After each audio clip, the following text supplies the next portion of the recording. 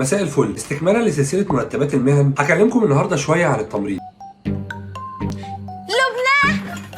في المريض 307. ناس كتيرة جدا سألتني عن التمريض ومرتباته في الدول العربية، فيلا بينا نخش في الموضوع على طول. لو قررت تدرس تمريض فأحب أقول لك إن الممرض ما يقلش أهمية بأي حال من الأحوال عن الدكتور، وإن الممرض ده هو إيد الدكتور وعينه لما يكون مش متواجد جنب المريض، وإن عدد الممرضين في مصر حسب بيانات وزارة الصحة لسنة 2022 هو 800,000 ممرض بس، بينما في نقص أو عجز شديد في القطاع ده تحديدا، واحتياج لحوالي مليون ممرض على الأقل في القطاع الصحي في مصر. أما بقى على مستوى العالم فالعجز في قطاع التمريض وصل ل 9 مليون ممرض، ومتوقع إن العجز ده يزيد ل 13 مليون ممرض في سنة 2030. طيب جميل الكلام ده، يعني في الأغلب هتتخرج إن شاء الله وتلاقي شغل بسهولة سواء في مصر أو في الدول العربية، بس بصراحة كده أنت هتلاقي شغل بسهولة في مصر، لكن المرتبات مش هتكون مجزية قوي زي دول الخليج. عشان ما اطولش عليك يلا بينا نشوف احنا بندرس ايه في كلية التمريض. جوه الكلية هتدرس أحياء وكيمياء وعلم وظائف أعضاء، وكمان هتاخد مادة اسمها مهارات تمريض بتتعلم فيها يعني ايه إسعافات أولية وأساسيات العناية بالمريض، وكمان مادة اسمها التمريض الجراحي وتمريض النساء والأطفال، ودول أساسيين جدا لممرضين الجراحة أو النساء والتوليد. وفي مادة كمان مهمة جدا اسمها علم النفس الطبي والقوانين الصحية في مصر، وكمان تطبيقات الشريعة الإسلامية في مجال الصحة، وده بيبين لك الحقيقة المجال ده غني قد ايه. هشوف نفسك بقى قبل ما تقرر تدخل انت حابب المواد دي وتقدر تدوس وتدرس فيها ولا لا. وبص بصه كده على الصوره دي عشان تعرف اكتر عن تخصصات التمريض المختلفه. ويلا بينا ندخل في اهم بند وهو المرتبات. لو انت ممرض او ممرضه وشغال في مصر فهتاخد في رينج من 2500 جنيه لحد 7000 جنيه في الشهر، وده على حسب سنين الخبره والمكان اللي بتشتغل فيه. وللاسف فمتوسط رواتب التمريض مش احسن حاجه في مصر. اما بقى لو اشتغلت في الامارات فيساعدك يا هناك، هتتبسط هناك اخر انبساط، وهتاخد في رينج من 5000 درهم لحد 14000 درهم شهريا. ولو اشتغلت تمريض في السعوديه فهتاخد في رينج من 4000 لحد 12000 ريال سعودي شهريا، وده طبعا على حسب خبرتك ونوعيه المكان اللي هتشتغل فيه. اما بقى لو اشتغلت تمريض في الكويت فهتاخد في رينج من 400 دينار لحد 1400 دينار كويتي شهريا. ولو اشتغلت تمريض في قطر فهتاخد في رينج من 5000 ريال لحد 12000 ريال قطري شهريا. وكالعاده هننهي الفيديو بتاعنا بسؤال: لو جالك شغل في اي دوله من دول الخليج اللي اتكلمنا عليها دي هتختار تسافر في اي دوله من الدول دي؟ يا ريت تشاركونا بارائكم في التعليقات. بس كده يا سيدي،